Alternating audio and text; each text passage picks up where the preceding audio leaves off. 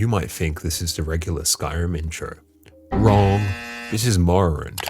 My name is Emmett Relevant, and through the arcane arts, I've manipulated the very fabric of time itself. I can now travel back to 3E427 thanks to my time machine, the Dehorsian. Looks like I'm on the clock.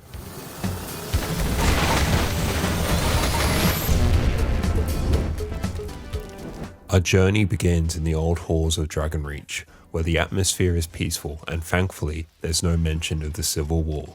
Which is a relief, because frankly, that questline is hot garbage. As I basked in the calm, my meditation was abruptly interrupted by a rather bizarre sight. Giant children.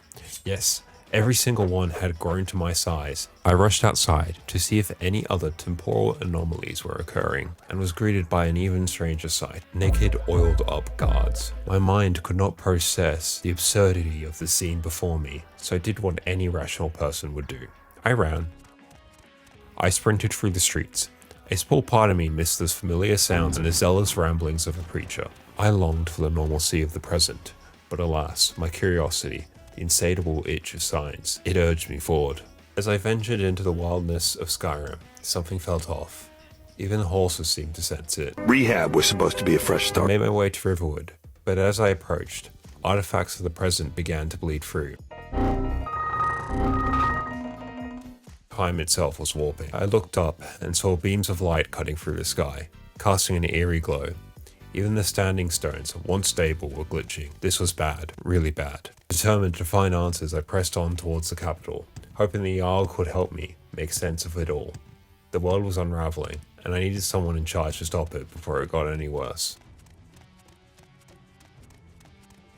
The Jarl was nowhere to be found. I desperately searched every building, but she was nowhere to be seen. Exhausted, I collapsed in the middle of the road, defeated. I was never getting out of here. The past was going to become my prison. I prayed, looking up to the heavens, when an idea suddenly struck me.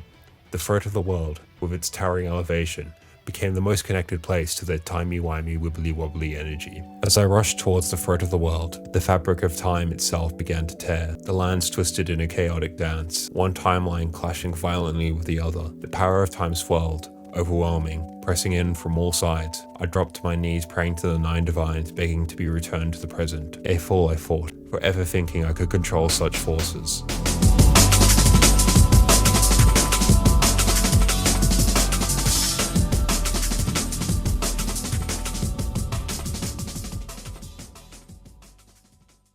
And as I gazed out over the fractured lands, a world split, lost, I understood the truth. There's no escaping the past, nor the future. Both lands are forever linked, lost in time.